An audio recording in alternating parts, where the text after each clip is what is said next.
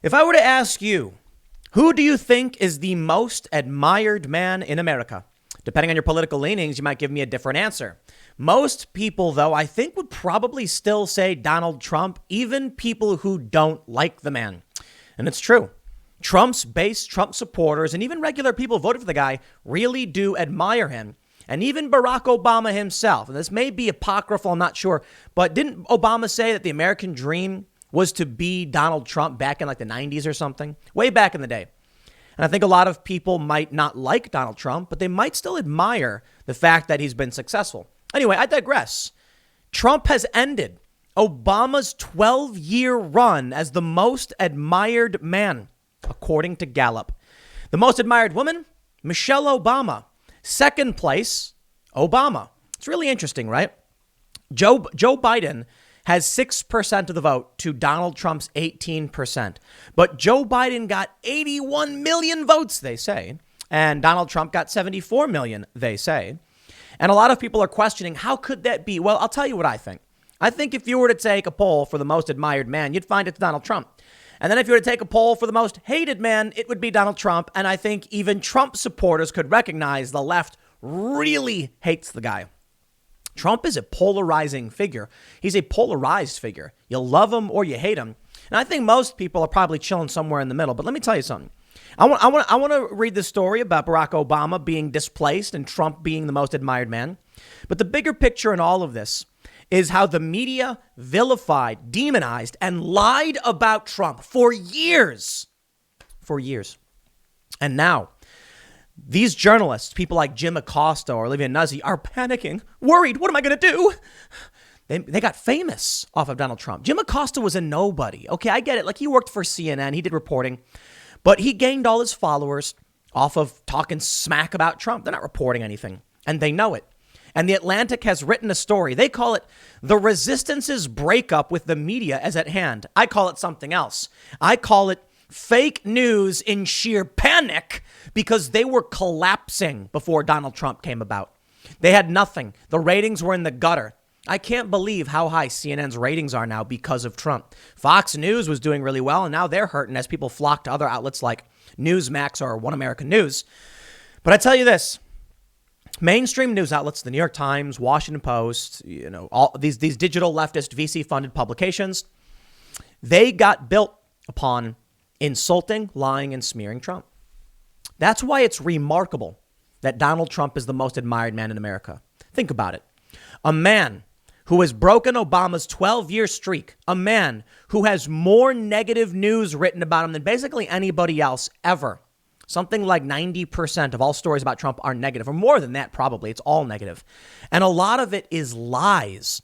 The media has become a fractured, twisted, and psychotic machine that is just desperately trying to get your clicks. So they just write fake news. There's a really funny viral post going around where this woman, she's like a university professor or something, complains that her name was included in a story that was false about her. And it's wrong and not fair. And I'm like, I agree. And she's saying, like, they're accusing me of wanting books to be banned, and it's just not true. And then you have another tweet from her where she's bragging about getting books banned. But the reality is, media does just lie all the time. My favorite are like these smear pieces about me that claim there's one where it's like the only people who've ever heard of this guy are like far right Trump supporters. And I'm like, I worked for Vice and Disney well before any of this. And the crazy thing about it is, they try and claim that everybody who watches is like far right or right wing. And I'm like, the Trump supporters have been making fun of me for quite some time now. So I don't know how to spell it, to explain it to these people, because they don't live in reality. They live in, it doesn't need to be true. It just needs to get click world. That's the name of the game from the media. So let's do this. First, let me tell you about how Donald Trump is the most admired man. And I'll do it partly because, to all these fake news journalists who see this, they're going to get all angry and bent out of shape. But this story's big because think about the power or the strength someone must have to defy the entire media apparatus and get this much recognition. I think people admire Trump partly because they hate the media. The Hill reports 18% of the survey's respondents named Trump as the most admired man compared to 15% who named Obama and 6% who named Joe Biden. 3% named National Institute of Allergy and Infectious Disease Director Anthony Fauci. 2% chose Pope Francis. Now, I can already hear the left saying, yeah, but if you combine Obama and Biden, you get 21%. Yeah, I don't care. I get that people admire Obama. Sure, fine, whatever. But that just goes to show you, man, the people who admire Obama, low information as they come. I voted for Obama in 2008. I don't know if I would say I admired the guy, but in 2008 it was like, wow, hope and change and all that good stuff.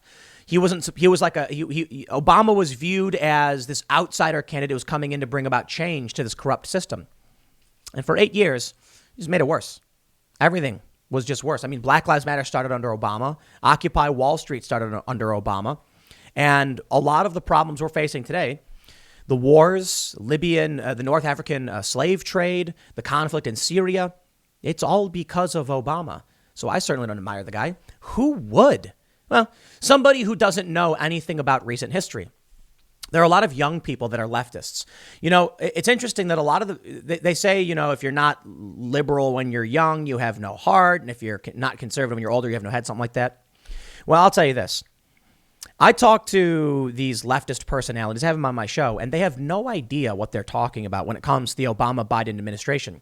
And I could say something like, I think it's wrong to vote for somebody who's going to extrajudicially assassinate people. And they'll be like, well, yeah, but who did that? And I'm like, Obama and Biden did.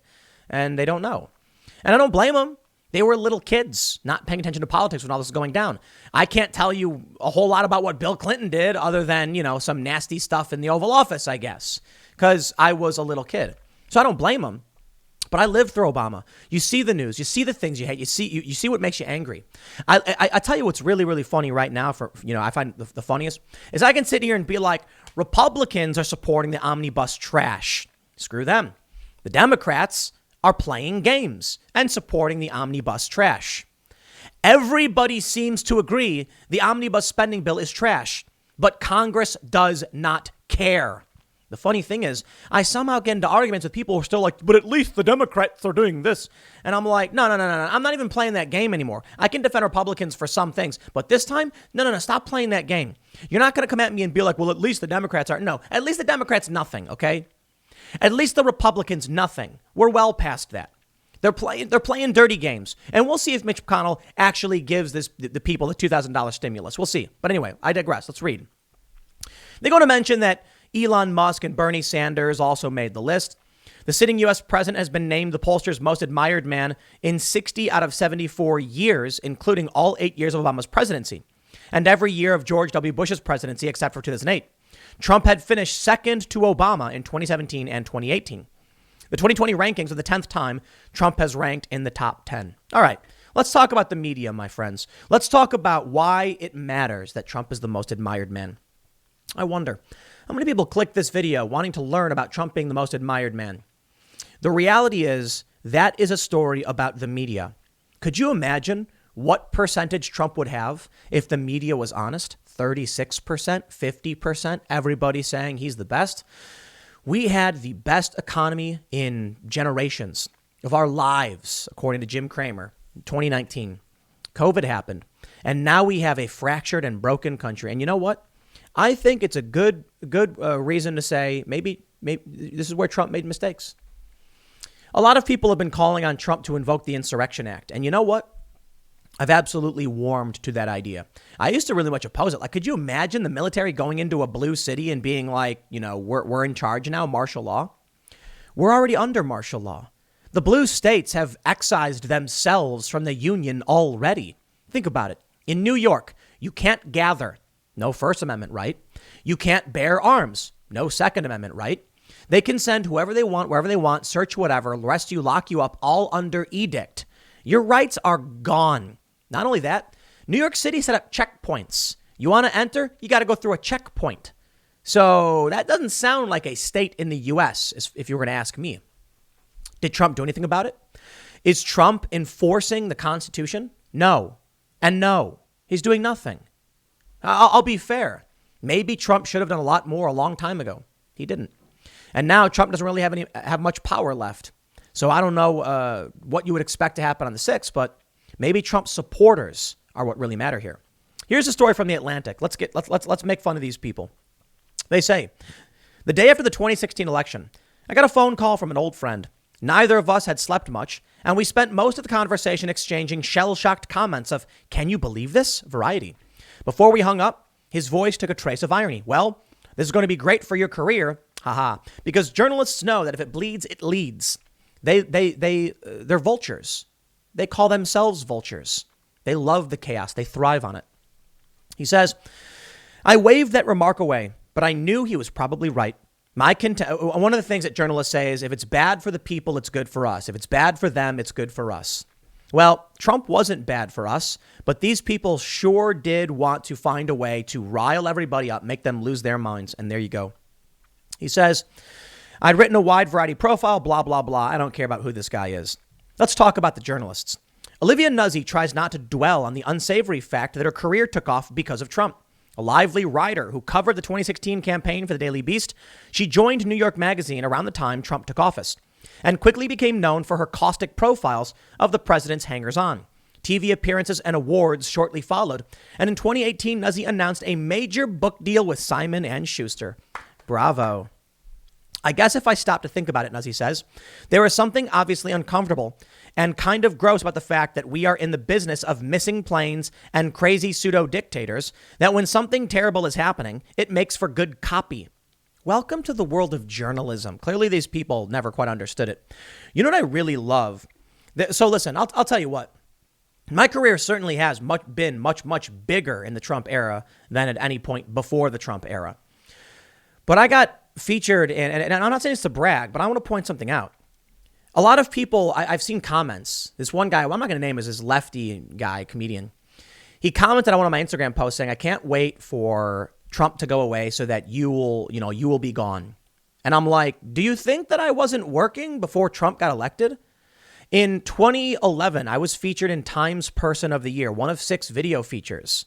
In 2012, I was nominated by Time Magazine as one of the most influential people in the world. I'm not saying it to brag. It's an editorial decision. It doesn't mean a whole lot. But to act like I didn't have a career or wasn't working, it's the game they want to play. The reality is I've been working. For years, I helped launch Vice News, the fastest growing news organization in history, and now is its founding member. I went to work for ABC News. And these people want to play games. Why? Because they can't accept what they are. A lot of these people want to write smears about me and other independent commentators, saying things like this. Oh, it's only, what are you going to do without Trump? I don't know. Go back to talking about conflict, crisis, and technology like I was. Or how about a couple years ago when I was talking about cultural issues? One of my biggest videos on my main channel is talking about men not wanting to defend women out of a fear of backlash. It is I think it has like 1 million+ views or something. It has nothing to do with Trump. If anything, my most viral videos going to Sweden, millions of views, the Sweden project, traveling, I was getting more views on independent individual projects and making a ton of money doing it. Now I'm doing commentary and most of the videos get less, but average higher. They average more views. These people have nothing but Trump. It's all they've ever had. So you know what I've had? I've always had calling things out and explaining what was going on and telling people to the best of my ability what the truth is, not them. Their whole bit has been mock Trump, call him orange. Did you know that if you go to any of these mainstream news publications, most of you probably know this, they boost the saturation on photos of Trump to make him look bright orange? Isn't that insane? But these people are lunatics. Don't get me wrong. You have lunatics on the right, for sure. You had an era where people would literally just write random fake stories and they were getting a lot of money for it. Okay, well, Facebook banned all of them. But is Facebook banning any of these people? No. They can write fake news with impunity. And then what ends up happening is that Wikipedia picks it all up and claims it's fact. This is the contributing problem. Jack Dorsey, Mark Zuckerberg, Susan Wojcicki or whatever her name is, they don't ban the left when the left lies. They don't. They will ban the right for stepping out of line even to the tiniest degree. They go on to say, Nuzzi is more troubled by the perverse incentives the Trump era has created for journalists like her. There is kind of this temptation to satisfy the resistance with worldview confirming reporting chum, she told me. She spent enough time on the internet to know who her most devoted readers are, and they aren't MAGA bros. It didn't really require any special bravery to report honestly and critically on Donald Trump. I could write a piece. Donald Trump is the biggest a-hole to ever live, and he's a terrible human, and he's ugly, and nobody would be mad at me except the same people who are mad at me anyway for existing. Let me tell y'all something. If you go to Trump supporting forums, you'll see them make fun of me because I'm not going to give Trump affirming confirmation bias reporting. I'm not going to make statements that I don't believe to be are true. And I've mentioned this time and time again. During Occupy Wall Street, the left loved me. They said Tim's the only real journalist. And then when it came time with Donald Trump and I said, well, here's the truth. They said, why aren't you on our side? They say Tim used to be on the left and then he flipped. No, I used to tell the truth and now I tell the truth. And sometimes the truth isn't appealing to you. The Democrats went nuts. During Occupy Wall Street, I didn't like the Democrats then either. These people are lunatics. They got so entrenched in their tribalism that anybody willing to oppose Trump was a good guy. And they'll say that they don't like the Democrats and then get mad at me for saying I don't like the Democrats either. One of my favorite things ever was when I was accused by someone of being right wing. And they also claimed Jimmy Dore was left wing. And our YouTube videos were the same. We were criticizing the Democrats for mostly the same things. Isn't it funny how that works? They don't want to hear the truth. Of course, I think the one person you've all been waiting for, Jim Acosta. The Atlantic says, few reporters have been at the center of more high-profile spats with the Trump White House than CNN's Jim Acosta, a veteran TV newsman with salt and pepper hair and a concerned dad demeanor.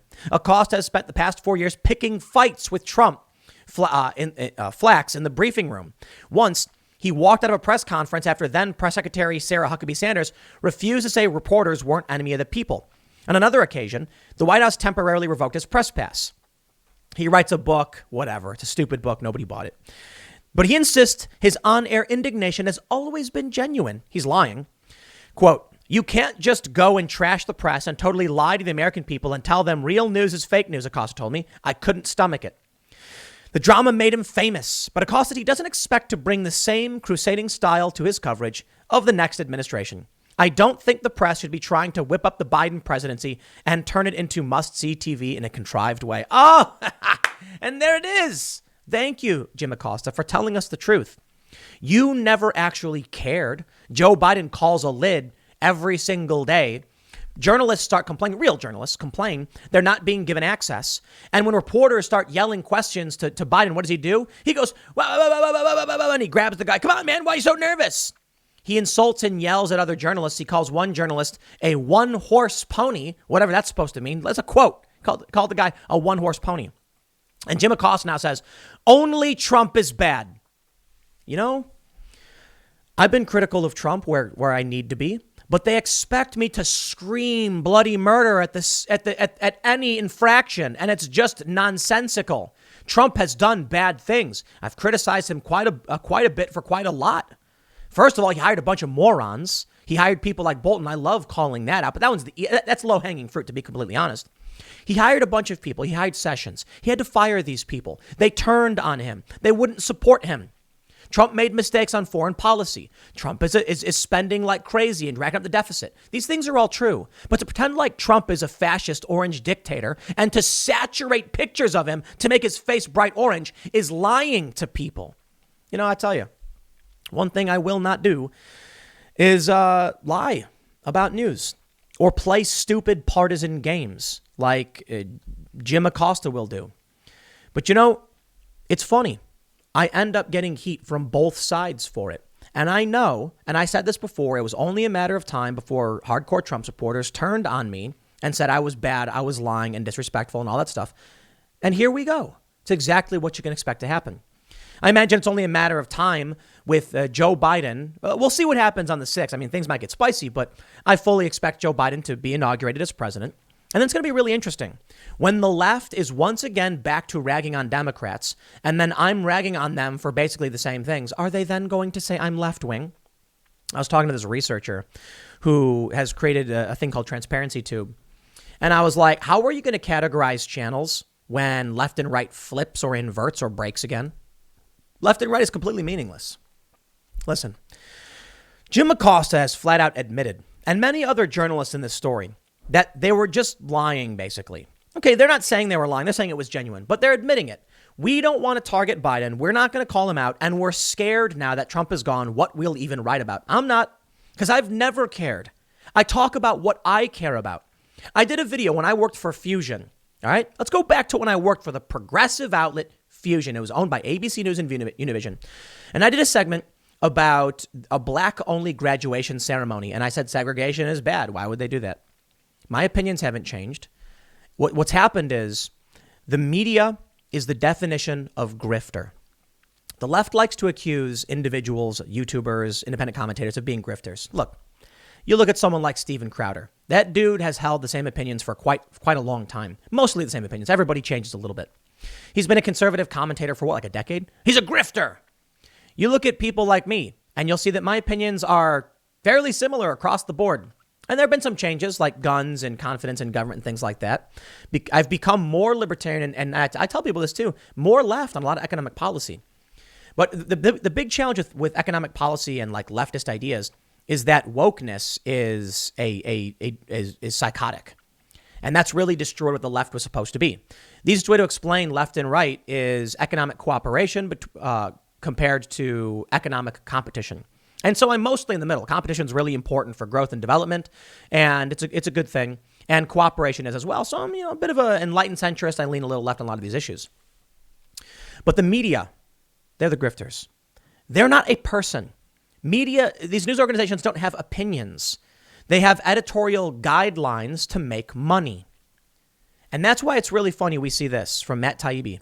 He says the New Yorker is the latest legacy outlet to publish a silly horror feature about Substack, writing, "A robust press is essential to a functioning democracy, and a cultural turn toward journalistic individualism might not be in the collective interest." Oh no, they're scared. Good. I want to watch it all burn, figuratively. These institutions have meetings. I know because I've been in these meetings where they say, what will get the most traffic? Who's our audience? They don't care about what's true. They care about what will make them money. I care about what's true. You know why? As a single individual, I don't need to worry about how much money I'm making unless it's enough to survive. When I started doing all of this on YouTube, and I was getting like 20,000 views per video, one video per day, I was making enough to survive. And I was content and happy to give you my opinions and talk about the news about things that I thought were important. As the culture war escalated and made its way to top level politics, the presidency, etc., I carried on and started doing more. And the more opinions I had and the more I read, the more I had to say. And I made more and more videos.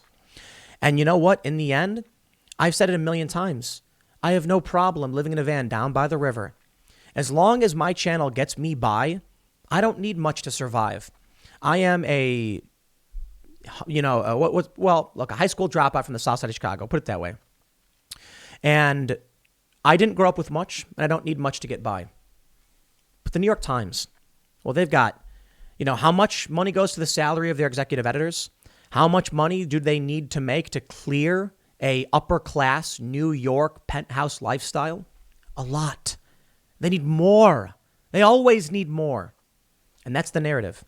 The Orange Man bad narrative was just an effort to get people whipped up into a frenzy so they could make money off of them.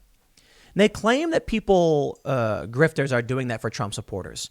But about half of the Trump supporting right is critical of people like Lynn Wood and Sidney Powell. And I've been critical of Lynn Wood and Sidney Powell the entire time. Well, the entire time they've been pushing this, Dominion stuff and these crazy lawsuits. Because I don't care. I'll say it. And you know what? I get made fun of for it. But I don't care. The left makes fun of me left and right for things that aren't true. I care about talking about what's really going on. And I'll tell you what's going on. Donald Trump is the most admired man in this country. I wonder why that is. Like, what did Trump do to overcome the entirety of the U.S. media apparatus lying and smearing? How did he overcome that? That's incredible, isn't it? Well, there are a lot of people who are tribalistically blindly supporting Trump, and there are a lot of people who are tribalistically and blindly hating Trump. But maybe things were just going well, and regular people were forced to watch, these videos about Trump to realize the media had been lying. Substack, for those that aren't familiar, is kind of like, it's like YouTube. You have your own channel where you can write and publish articles, and then people pay monthly or whatever to subscribe to your articles, allowing individual writers to be totally independent of that psychotic drive mechanism that exists in these media companies. Glenn Greenwald doesn't need to have an editorial meeting about what's going to get more clicks. He's already famous and rich. He just needs a platform where he won't be censored. He has it. Matt Taibbi is the same. And the media systems like the New Yorker are now terrified that if people don't need them anymore, and they don't, then they're not going to use them or give them money, and their psychotic orange man bad narrative won't work anymore. They're going to lose control. They're going to go out of business. So be it. I'm ready to watch it burn. Figuratively, I'll leave it there. Next segment's coming up at youtube.com/Timcast. Why don't you type that into the address bar and press enter and see what happens? Because for some reason, I'll tell you the craziest thing. I say it over and over again, but people go, but this channel is Timcast. youtube.com/Timcast. It's a URL. Type it in, press enter, and there you go. You'll be pleasantly surprised. Thanks for hanging out, everybody. I will see you all at 4 p.m. over on the Tim Pool channel, youtube.com/Timcast. I'll see you then.